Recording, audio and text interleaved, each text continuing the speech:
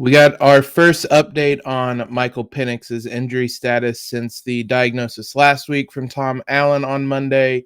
Also, some more news from that running back room, some more losses, and an update on when the Hoosiers will play Ohio State, another big primetime game set for that one. A lot of IU football news to cover today on Locked On Hoosiers.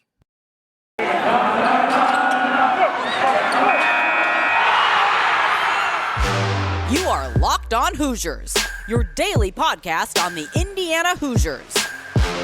Part of the Locked On Podcast Network, your team every day.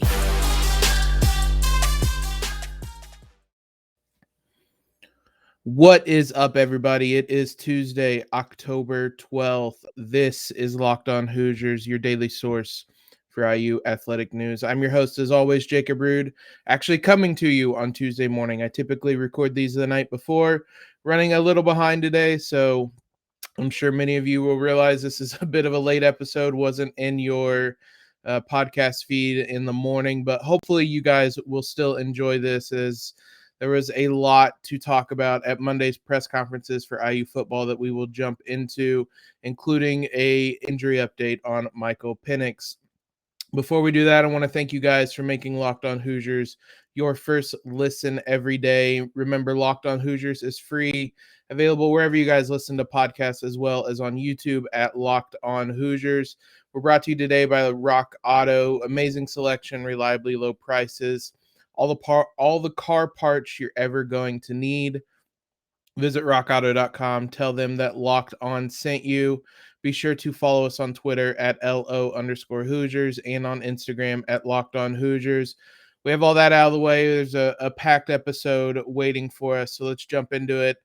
As I mentioned, there was technically an update on Michael Penix's injury status, though if you know anything about Tom Allen, it wasn't a detailed one, and it's not going to be a detailed one. Monday's press conference was the first time we've heard from Tom Allen since we heard from him right after the Penn State game on Monday, the Monday after, but there was a week gone by that we didn't hear anything because of the bye week. So Monday was the first time we heard from him again. Obviously, the big question was Michael Penix. It will remain the big question the rest of the season. And not shockingly, Tom Allen remained intentionally vague, I would say. Penix remains week to week. He is still rehabbing, but Tom Allen made sure to note there's not going to be updates on his rehab status during the week. There's not going to be updates on how much he's practicing. There's not going to be updates on whether he's going to be available. His exact words were, "You'll find out on noon at kickoff." That has been the MO with this coaching staff with Tom Allen. There's nothing worse than that dread a few seconds right before kickoff, where you're potentially going to find out if a player's been suspended, if a player's been injured, if they're not available for the game. It happened in that Penn State game with Tywan Mullen most recently. The whole week goes by, we hear absolutely nothing about it, and then boom, you're without your All-American cornerback for the game. I don't blame him for doing it. I certainly want to say that. You need all the kind of advantages that you can possibly get in that regard. And if the opposing team knows that Tywan Mullen's not available, that's a huge advantage, for example. And the same thing goes with this quarterback situation. You're going to prepare differently for Michael Penix than you're going to prepare for Jack Tuttle. So you don't want the defense to know that Michael Penix could potentially be taking snaps that week. So right now, he's trying to hold as much leverage as possible, being intentionally vague, as I said, because while Jack Tuttle is certainly a trusted backup quarterback, he's a different quarterback than what Michael Penix is. So you would certainly prepare for them differently defensively if you were preparing for Penix versus Tuttle. Kind of on that note, there was obviously also a lot of talk about Jack Tuttle. Confidence is the word I would use, both from Tom Allen and Nick Sheridan. This is not a normal backup quarterback type of situation. Obviously, Jack Tuttle stepped in last season, as we talked about last week, multiple times about how good he looked at the end of last season, particularly in that game against Wisconsin. That was a good Wisconsin team that Indiana went on the road in a game that they typically struggle in against Wisconsin, and particularly on the road. And Jack Tuttle goes in and leads that team to a huge victory. The stat line did not really tell the story of how good he was that game. And we talked about that last week. He was great at kind of managing the game. Now, it'll be interesting to see how much he's going to be able to do that, because this offense isn't really built right now to have a game managing quarterback in there, mainly because that offensive line has struggled so much, which obviously was another topic which we're going to talk about here in just a few minutes. But when it comes to Jack Tuttle, this is a coaching staff that is confident in him. He is, as I said, probably the most trusted backup quarterback in the Big Ten. Somebody that not many backup quarterbacks in the Big Ten have a road win against a ranked team on their resume. So I think the team is comfortable with Jack Tuttle. This is also, Jack Tuttle took all the QB1 snaps during spring practice, for example, while Penix was rehabbing his ACL injury during the summer, during a lot of fall camp. I know we've talked all about how Penix has, or during fall camp, we talked about how much work Penix had put in to build that chemistry with his team, which is all true, but there's also the fact that during practice itself, it was Jack Tuttle who was taking those snaps and running those plays with the offense. So there is a comfortability with Jack Tuttle still there at quarterback. So this is not a normal situation where you're turning to your backup and hoping for the best. IU has experience with Jack Tuttle. This is an offense that largely has returned from last season. So there is a familiarity there. And I'm optimistic that there won't be a big letdown to Jack Tuttle. In some ways, it might be a positive to have Jack Tuttle in. We obviously discussed last week, in case you missed it, the ceiling's still higher with Michael Penix, but the floor may be higher with Jack Tuttle. And right now, with how bad IU looked in their last game against Penn State, when that offense did not score and looked lifeless, raising the floor right now on that offense might be a huge help more than anything else. We got an update as well on another loss in the running back room. Plus, we're going to talk a little more about the offense as a whole, what they did during the bye week to try to improve on what we said was a lifeless performance against Penn State. But first, we need to talk about PrizePicks, and potentially maybe you guys are going to be targeting Jack Tuttle. It's going to be interesting to see with PrizePicks on Friday if it's Jack Tuttle or Michael Penix listed on the props and over-unders and whatnot. For those who don't know, PrizePicks is something we've talked a lot about here. It's daily fantasy made easy. It's your leader in college daily fantasy sports. They have more props than anybody when it comes to college sports, whether it's passing touchdowns, receptions, interceptions thrown, rushing yards, anything you guys could possibly imagine. All users that deposit today with the promo code Locked On will receive a 100% instant deposit match up to $100. They're giving you free money. It's an easy to use app. You simply choose between 2 to 5 players, pick the over under on the prop, and win up to 10 times your money on any entry. PrizePicks also allows multi-sport or mixed sport entries. So with baseball playoffs going on, maybe you see something there you like to pair with some college football. NBA season will be underway next week. So there's a lot of ways that you can use this. Don't hesitate. Check out prizepicks.com. Use that promo code Locked On to get yourself some free money. Go to the App Store, download the app today. PrizePicks is daily fantasy made easy. We also talked about Rock Auto at the beginning of the episode. Whether you guys have a Ford or a Fiat, these guys have you covered. Don't go to your local auto parts store where it's always tedious. It always leads to a guy behind the counter looking on the computer to tell you the part's not available. They got to order it anyway. Just skip that middleman. Go to rockauto.com. It's a family-owned and operated business. It's been serving do-it-yourselfers for 20 years. These guys will help you save money and time as well. It's reliably low prices for every customer. Go explore their website. It's really easy to use. When you get on over there, write Locked On in their How Did You Hear About Us section so they know that we sent you. Go find any part you guys need. As I said, whether you have a Ford or a Fiat, these guys will have the part that you need. Amazing selection, reliably low prices, all the parts your car will ever need, rockauto.com.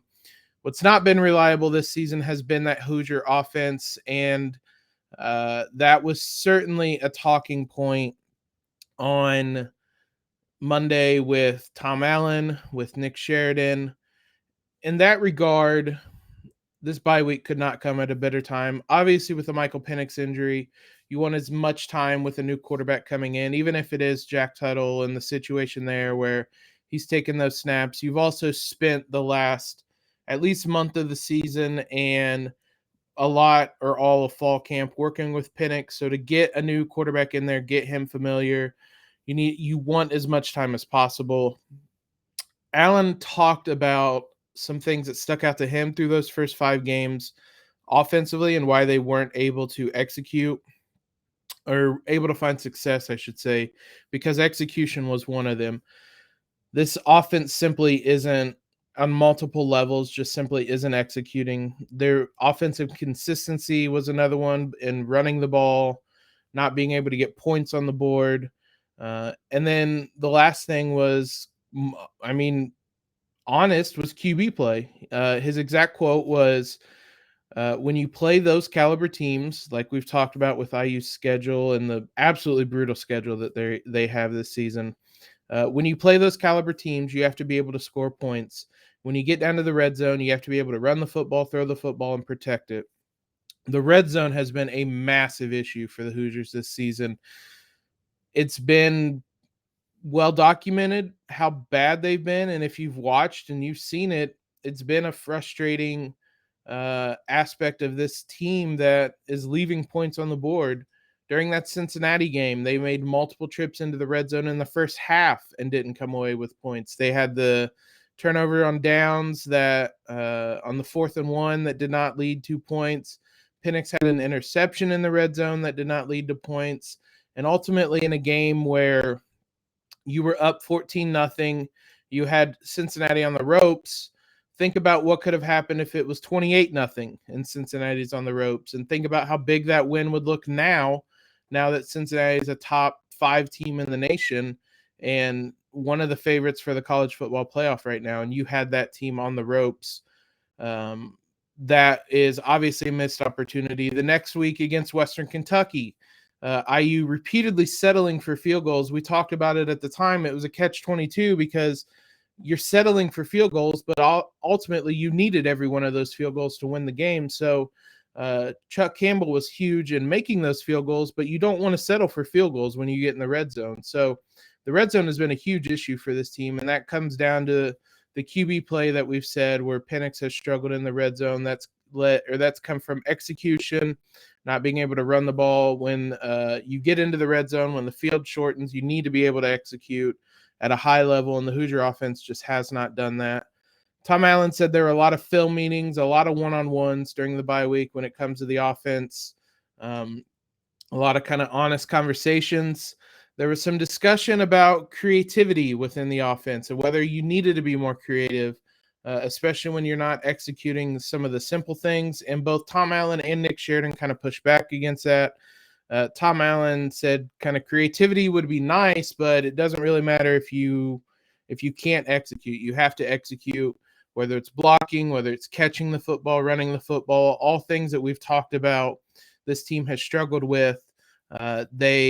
Those were all things Tom Allen has pointed out. While there's been a lot of talk with the offensive line and not being able to block, these wide receivers have struggled to catch the football and have had some really costly drops from typically reliable people. Ty Freifogel, obviously, kind of the most obvious. Miles Marshall has struggled this season. So a common theme there in Tom Allen's words that, creativity would be nice, but it doesn't really matter if you're not executing. Nick Sheridan was honest about kind of those things. He was also asked about the creativity versus execution type of debate, whether they needed to be more creative. His exact words, quote, "I just haven't done a good enough job. So I don't want to stand up here and make excuses. It's easy to say creativity is not there when the play is not working. That's an easy thing to say, but also maybe a fair thing to say." So Nick Sheridan taking some of the blame, taking a lot of the blame on that side of the ball. Obviously, we talked a lot about him last week. For those that missed last week's show, there was a lot of talk about the offense, a lot of talk about Michael Penix, because those are the two biggest things right now with IU football.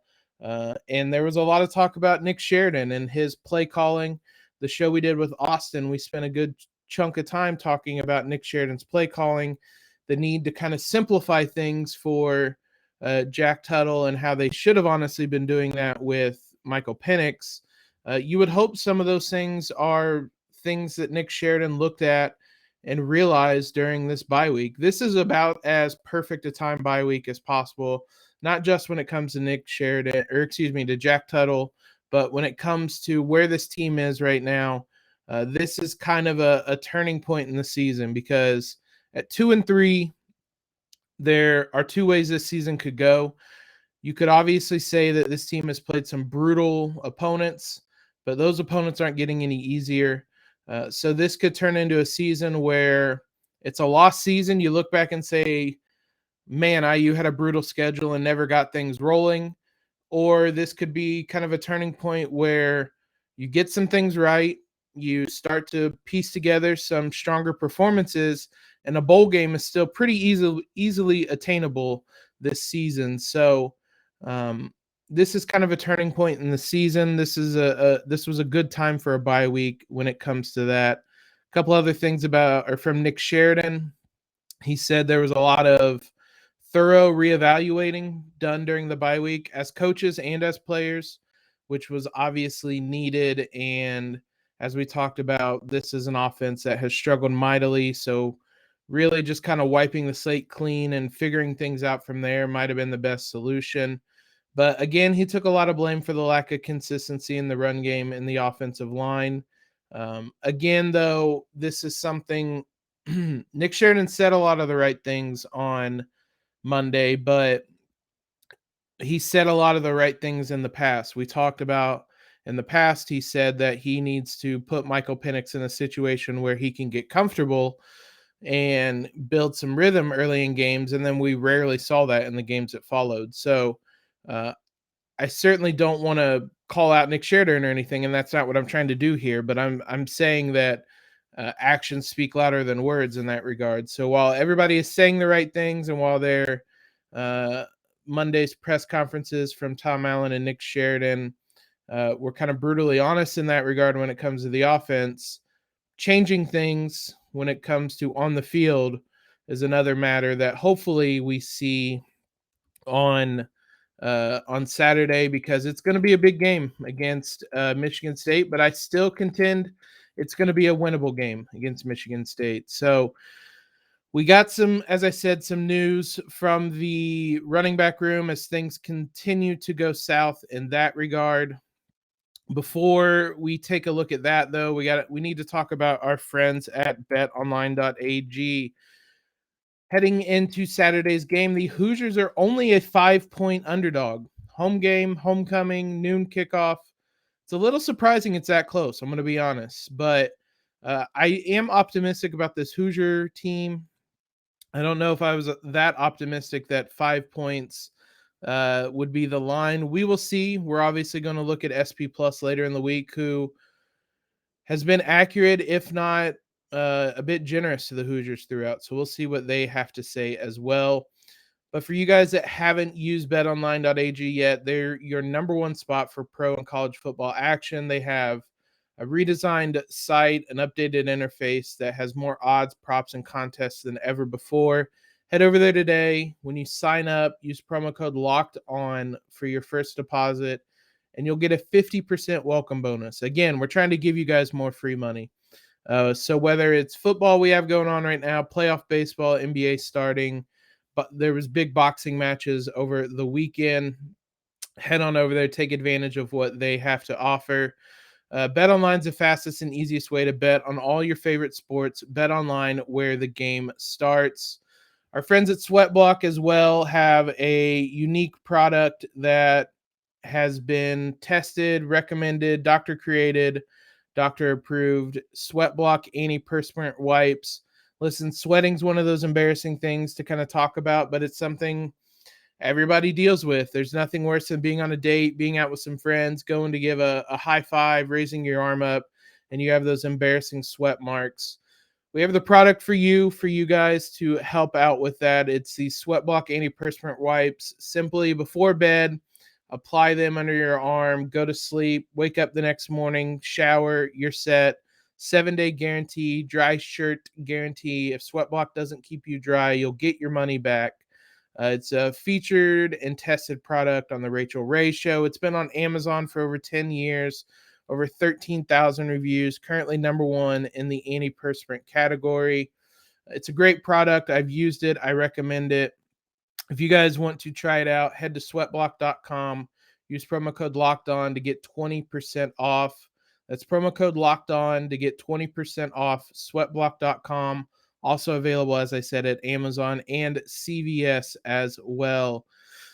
Another injury note, I should say, from that running back room, David Ellis is having season-ending ankle surgery. Obviously, he hadn't really been around, hadn't really been a factor in this season, which is unfortunate because as the running back room is thinning out, he would have been very helpful. But now this running back room takes yet another blow. Ellis had only carried the ball 3 times for 12 yards, had 1 catch this season. It was an ankle injury. The team was trying to rehab. Tom Allen said never were able to. So he had season-ending ankle surgery. And boy, oh boy, is this running back room getting really thin. Again, on one regard, this is always Stephen Carr's job. But if you take a look at where this running back room was when we first talked about it during fall camp to where it is now, this has been brutal. At the time, there was Stephen Carr, there was Tim Baldwin, Samson James. You had presumably a David Ellis that was very useful as kind of that third down back, that hybrid option last season. In 2019, he had 579. 2020, he had 11 rushes, but also 16 catches. He was that useful third down option. He's gone. Tim Baldwin's transferred. Samson James is transferred. And suddenly you are down to kind of bare bones when it comes to this running back room. Stephen Carr, as we said, is obviously going to get all of the first team carries, and he's going to get more carries than ever before. I would imagine he is going to see even more action. It's going to be a test because part of the reason Stephen Carr didn't get as much playing time at USC was injuries. Now that durability is going to be tested. His biggest game so far was 25 carries against Western Kentucky. Also, probably his best game, maybe that Idaho game, but I thought Western Kentucky was his best game of the season. In his defense, in the first 4 games, he had at least 19 carries in every game. Against Penn State, he only had 15 carries, but nothing the offense did that night worked. So I'm not going to put a lot of blame on him there, but there were a couple. This now opens up the door for even more guys. So Davion Irvin Poindexter is pretty clearly the second guy on the depth chart now. After that, it is kind of wide open. There were a couple names Tom Allen mentioned. David Holloman, who is a freshman, is one of the names that he singled out, a true freshman that could potentially step up and see time. The other one was Trent Holland. Obviously, Chris Childers is another name. He has gotten some action. He has 7 carries this season. But this team is absolutely down to the bare bones. I just mentioned almost every running back they have available. The only other one is Charlie Spiegel, the walk-on from New Palestine. That's their whole running back room. I just named it all. Stephen Carr, Davion Irvin Poindexter, David Holloman, Chris Childers, Trent Holland, and Charlie Spiegel. So this is a team that is down to the bare bones when it comes to the running back room. Certainly going to be something to watch, and you're relying a lot on Stephen Carr to remain healthy. So there may not be a position where you need the number one guy healthy more than in the running back room moving forward. So while Stephen Carr has been great, they're going to rely on him a lot. The other news from Monday, there is a time set for the Ohio State game that was kind of up in the air. Hadn't been set yet. Everybody was kind of waiting for it was always going to come down to the TV networks and whatnot. It's going to be a 7:30 kickoff, and not only that, it's going to be an ABC game again. Despite the performance the Hoosiers put up against Penn State, the ABC wants us back there on national primetime TV. So another 7:30 game, another ABC game. This time, though, it's going to be in Bloomington. It's going to be a sold-out crowd. So hopefully it has a little bit different outcome. Hopefully we're able to create a really fun environment and a memorable game. I will tell you, I said this at the beginning of the season. I will happily go 6-6 with a win over Ohio State. That's the last kind of hurdle this program hasn't cleared in a long time, aside from getting a bowl win, is beating Ohio State. They've come so close so many times, agonizingly close, maybe none more so than last season. And boy, that would be a fun time to clear that hurdle, to do it on prime time in a sold-out Memorial Stadium. That would be a blast. But either way, I'm looking forward to it. A night game is always a fun one, especially in Memorial Stadium. But that'll be one to monitor next week. Thanks again for making Locked On Hoosiers your first listen every day. We'll be back tomorrow to talk probably the defense. I know I keep pushing that back, but with Monday's press conferences, I wanted to talk about the offense and some of the updates there. Talk about that defense tomorrow. We'll have Jared on later this week, and we're going to try to do a crossover show with Locked On Spartans to get a better sense of what Michigan State will bring into Bloomington this weekend. Make sure you are leaving a rating and review. If you guys leave a review, I will read it on air. If you guys want to ask a question for the show, anything like that, leave it in a review on iTunes and we will get to it. Follow us on Twitter at LO_Hoosiers, on Instagram at Locked On Hoosiers. Have a great Tuesday, everybody, and make sure to LEO.